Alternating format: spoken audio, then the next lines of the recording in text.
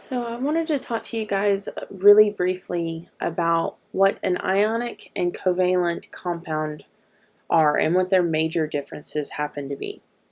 So for the rest of the semester and for higher level chemistry classes, so if you plan on taking Chemistry 2 or more higher classes above that, you're going to have the skill of being able to determine ionic from covalent compounds. So some of the major differences are ionic compounds are really a combination of metals with nonmetals, and you can typically have one or more types of nonmetals with that, or even in the form of polyatomic ions, which all of you have examples of and common ones that you need to become really familiar with. And the major kind of definition of an ionic compound is something that has an ionic bond between two ions.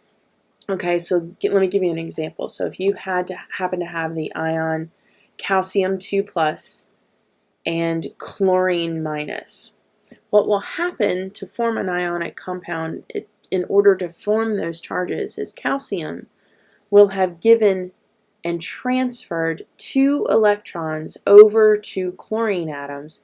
And in fact, chlorines only really like to take 1 electron, so it'll be to 2 total chlorines. And so it'll form a substance that we draw with the chemical formula as CaCl2. And that's what we call an ionic bond. So ionic bonds transfer electrons. With covalent compounds, these are going to be compounds where you have a nonmetal that is combined with one or more nonmetals. And you will form what we call a covalent bond between those elements. So the way that it looks like here, so I've kind of started to draw a structure here, and I'm just going to look at between the carbon here in the center and the hydrogen on the top. And essentially how a covalent bond works is you have electrons that are represented with these little red dots that are residing with the corresponding atom that they're sitting next to. So the top red dot with hydrogen and the bottom red dot with a carbon. And what will happen as these 2 electrons, as the hydrogen and carbon's kind of atom overlaps with one another, they will start to share kind of the same space between the 2 of them. And so what that means is the hydrogen now has 2 electrons that it can now utilize, and carbon now has both of those 2 same electrons that it can utilize. And that sharing forms a bond, and we typically draw them as those little black lines. And covalent bonds, our major definition are that they share electrons.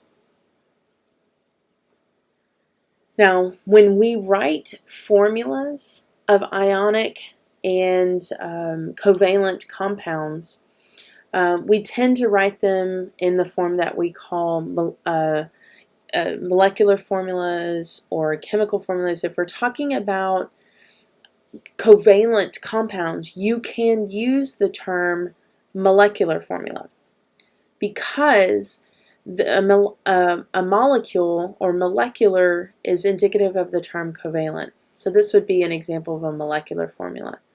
If you're writing something that has the elements and their respective amounts of each atom for, say, an ionic compound, you just call it its chemical formula.